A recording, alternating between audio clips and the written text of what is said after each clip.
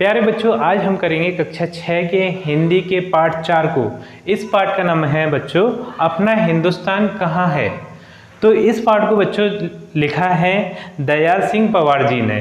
ठीक है, तो इस पाठ में दिया है बच्चों कि पहले के समय में हमारा जो हिंदुस्तान विश्व गुरु हुआ करता था, लेकिन अब धीरे धीरे क्या है, कुछ कारणों की वजह से वो विश्व गुरु का खिताब हमारा खोता जा रहा है। ठीक है, वो क्या कारण है कि पहले के समय में जो लोगों में संस्कार हुआ करते थे, जो सेवा भाव हुआ करता था और जो चिंतन हुआ करते थे, वो धीरे धीरे अब क्या हो रहा है, खत्म होता जा रहा है। इसलिए हमसे हमारा जो विश्व गुरु का खिताब था वो भी समाप्त होता जा रहा है बच्चों। अब हम देख लेते हैं इस पाठ की पंक्तियां। तो जो पहली पंक्ति है बच्चों वो है भूमंडलीकरण के युग में अब अपनी पहचान कहाँ है। मतलब हम नवीनीकरण की ओर तो बढ़ रहे हैं, हम मशीनी युग की तरफ तो बढ़ रहे हैं, लेकिन जो हमारी पहचान हुआ करती थी वो हम धीरे धीरे खोते जा रहे हैं। इसका मतलब ये है कि हमारे जो संस्कार हैं, सेवा भाव है, चिंतन है, वो धीरे धीरे ये गुण समाप्त होते जा रहे हैं। हम नवीनीकरण तो आ रहा है हम में, ठीक है, लेकिन ये सारे के सारे गुण खो रहे हैं हमसे। ठीक है, अब अगली लाइन है आओ खोजे सकल विश्व में अपना हिंदुस्तान कहाँ है। अब हमें खोजने की ज़रूरत है कि हमारा पूरे के पूरे विश्व में अब हमारा हिंदुस्तान कहाँ है। जो पहले हिंदुस्तान हुआ करता था, लोगों में एक दूसरे से प्रेम का भाव था, बच्चे संस्कारी हुआ करते थे, माता पिता की इज्जत करा करते थे, वो धीरे धीरे चीज़ें समाप्त होती जा रही हैं। हम अपडेट तो हो रहे हैं बच्चों, डिजिटल युग की तरफ तो बढ़ रहे हैं, लेकिन ये सारी चीज़ें क्या है, ख़त्म होती जा रही हैं। इसलिए हमारी जो पहचान है वो भी समाप्त होती जा रही है। अब अगली लाइन देख लेते हैं बच्चों, भूमंडलीकरण के मद में हम सब कैसे झूम रहे हैं। मतलब नवीनीकरण से हम है ना इतने उसमें खो गए हैं कि बिल्कुल एकदम जैसे शराब पी के एक शराबी मदहोश हो जाता है, उसमें झूमने लगता है। इस तरीके से हम मशीनी युग में एकदम से खो चुके हैं और उसमें हम झूम रहे हैं। ठीक है, टीवी टेलीफोनों से ही सारी दुनिया घूम रहे हैं। पहले के ज़माने में क्या हुआ करता था बच्चों,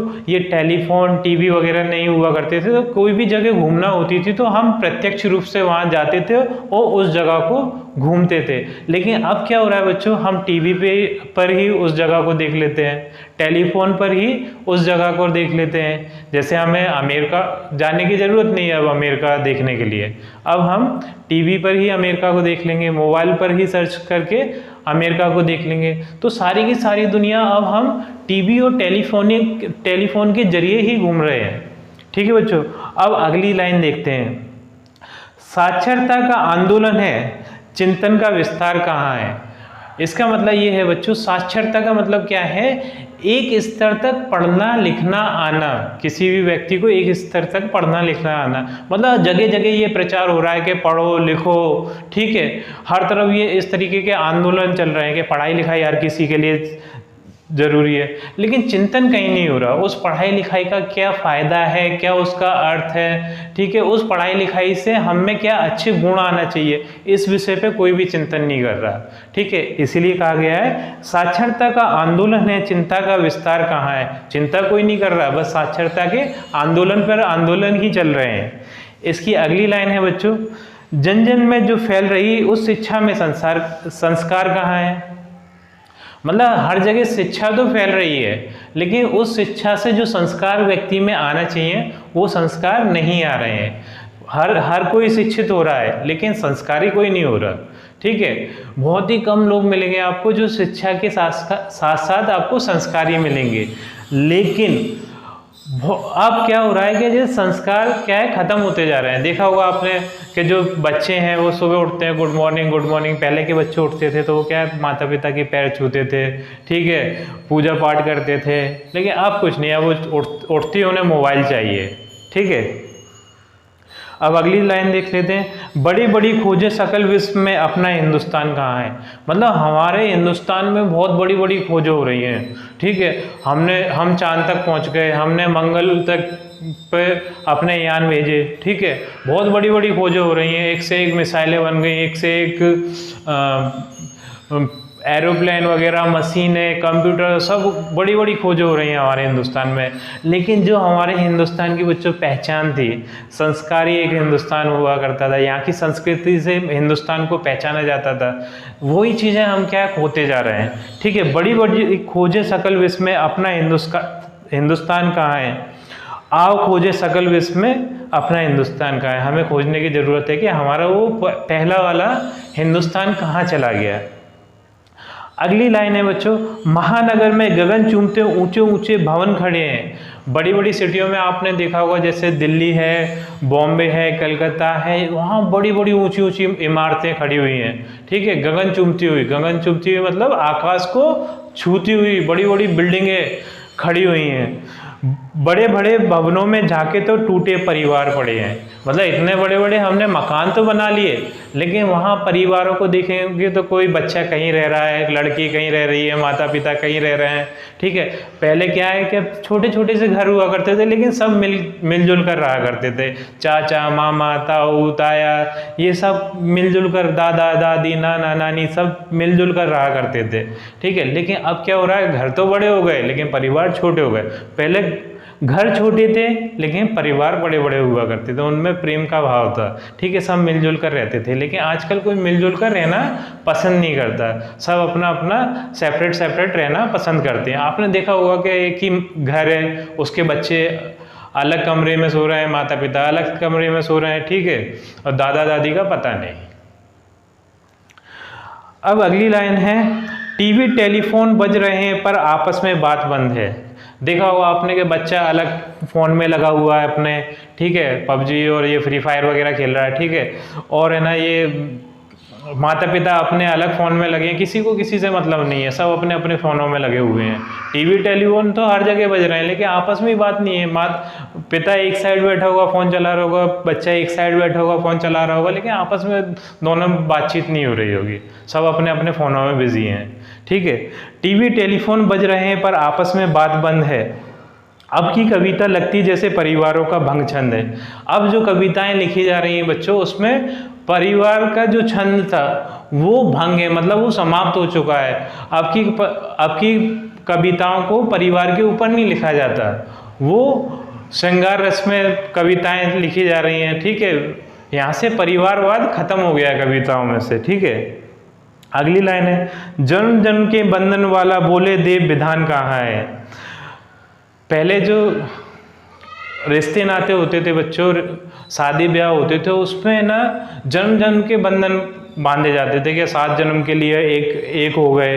लेकिन अब वो चीज़ें समाप्त हो गई हैं। अब जाते हैं कोर्ट मैरिज कर लेते हैं, ठीक है, और फिर कुछ टाइम बाद ही फिर अलग हो जाते हैं। पहले जन्म जन्म के लिए जुड़ते थे इंसान, अब लेकिन वो चीज़ें सारी समाप्त होती जा रही हैं। जन्म जन्म के बंधन वाला बोलो देव विधान कहाँ है, आओ खोजे सकल विश्व में अपना हिंदुस्तान कहाँ है। अब हमें खोजने की ज़रूरत है कि वो हमारा पहले वाला हिंदुस्तान कहाँ है। यंत्रों की ताकत के भीतर मंत्रों का मृदु घोष कहाँ है, मंत्रों का मृदु घोष कहाँ है। मतलब अब मशीनें इतनी बड़ी बड़ी आ गई हैं कि ना उनके देखा होगा आपने कि ना जेसीबी मशीन, ठीक है, बड़ी से बड़ी कोई भी चीज़ हो उसे उठा लेती है। ठीक है, और इतनी बड़ी बड़ी मशीनें आ गई हैं, हम क्या है उनका जिक्र भी नहीं कर सकते। लेकिन पहले के समय में जो मंत्रों का उच्चारण हुआ करता था, पहले कोई किसी भी चीज़ का उद्घाटन होता है तो पूजा पाठ करी जाती थी। अब वो चीज़ें क्या है धीरे धीरे समाप्त होती जा रही हैं। धन से कोष भरे हैं लेकिन फिर भी वह संतोष कहाँ है। इंसान के पास पैसा ही पैसा है लेकिन संतोष नहीं है, बिल्कुल भी उसे चैन नहीं है, और पैसे कमाने की होड़ लगी हुई है, और कमा लो। सोने के लिए टाइम नहीं है, खाने के लिए टाइम नहीं है, किसी चीज़ के बीवी बच्चों के लिए टाइम नहीं है, किसी भी चीज़ के लिए टाइम नहीं है, बस पैसा पैसा पैसा। मतलब पैसा तो बहुत है लेकिन चैन नहीं है। पहले के समय में इंसान के पास थोड़ा ही पैसा हुआ करता था, वो चैन से खाता था, चैन से अपने घर वालों के साथ रहता था, वक्त बिताता था।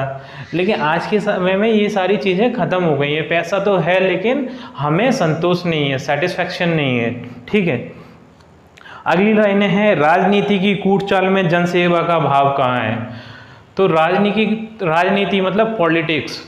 पहले के समय में क्या हुआ करता था बच्चों कि जब है ना कोई नेता आया करता था तो वो देश की सेवा करने के लिए आया करता था कि ना हम राजनीति में उतरेंगे और समाज की सेवा करेंगे, देश की सेवा करेंगे। लेकिन अब क्या है कि वो चीज़ें समाप्त होती जा रही हैं। आप जैसे देखो, वो पैसा कमाने के लिए पैसा कमा लूँगा, अगर मैं विधायक बन गया तो इतने करोड़ रुपए कमा लूँगा, अगर मैं सरपंच बन गया तो इतने लाख रुपए कमा लूँगा। लेकिन पहले के समय में कि मैं सरपंच बनूंगा तो अपने गांव को शिक्षित कर दूंगा, ठीक है, अपने गांव की सड़कें सही कर दूंगा। मैं विधायक बन गया तो अपने एरिया में ये विकास करूंगा, ये सारी चीज़ें हुआ करती थी। लेकिन अब वो सारी चीज़ें क्या है, समाप्त होती जा रही हैं। सिर्फ है ना कूटनीति रह गई है, बस चाल फरेबी रह गया है राजनीति में, और कुछ नहीं है, ठीक है। पहले के जो नेता हुआ करते थे उनमें क्या है, देश की सेवा की बहुत बड़ी भावना हुआ करती थी।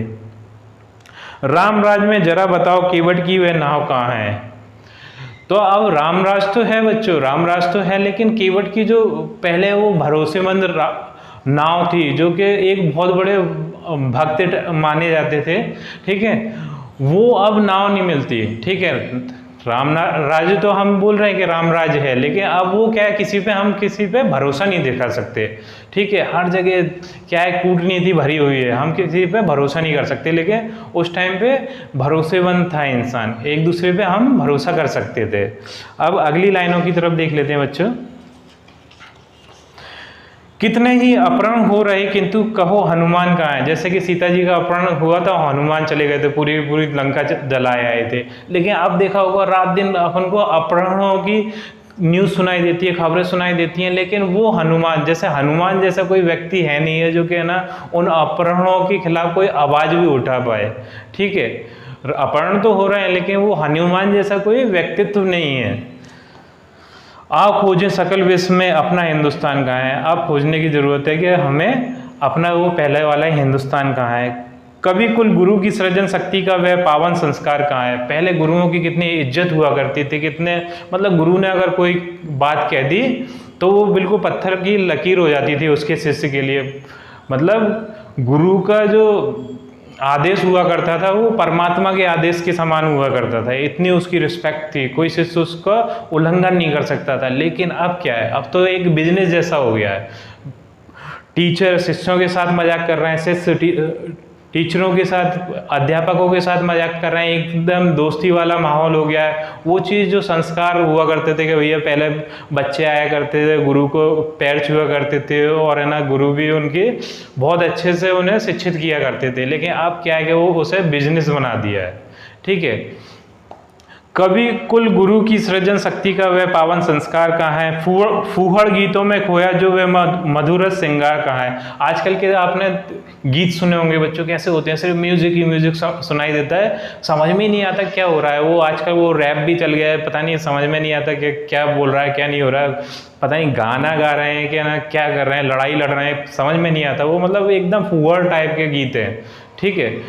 लेकिन पहले के जो गीत हुआ करते वो श्रृंगार रस से भरे हुए होते थे, उनका अर्थ निकलता था, एकदम सुनने में भी मधुर लगते थे सब, और पूरा का पूरा गीत हमारे समझ में आया करता था, ठीक है। फूहड़ गीतों में खोया जो वह मधुर श्रृंगार कहाँ है। मन को जो आंदोलित कर दे कविता की वह धार कहाँ है।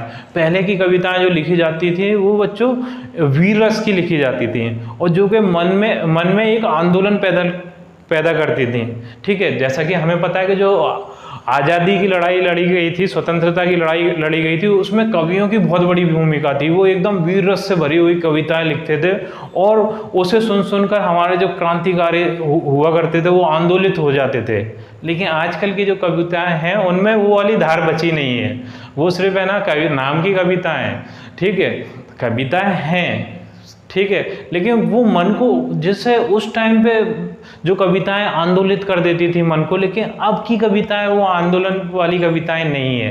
अब मन में वो आंदोलन पैदा नहीं होता बच्चों।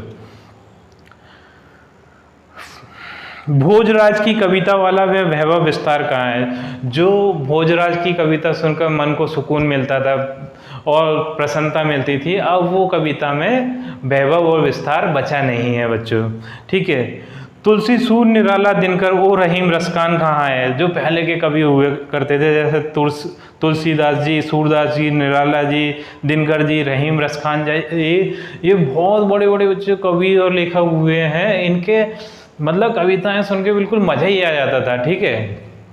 लेकिन अब वो कहाँ है, अब ऐसा कोई व्यक्तित्व नहीं बचा, अब सिर्फ है ना मनोरंजन हो रहा है, टाइम पास, मतलब टाइम पास के हिसाब से सब कुछ चीज़ें लिखी जा रही हैं। आओ खोजे सकल विश्व में अपना हिंदुस्तान कहाँ है। अब हमें खोजने की ज़रूरत है कि वो सारी चीज़ें कहाँ गई जिससे हमारा देश विश्व गुरु हुआ करता था। हमें उस चीज़ को खोजना है और हमारे देश को हमें फिर दोबारा विश्व गुरु बनाना है, जिसकी वजह से हमारा देश विश्व गुरु हुआ करता था। उन चीज़ों को खोजकर फिर दोबारा हमें विश्व गुरु बनाना है। ठीक है बच्चों, तो आई थिंक ये कविता आपको बहुत अच्छे से समझ में आई होगी बच्चों, और आपसे मिलते हैं अपनी अगली वीडियो में।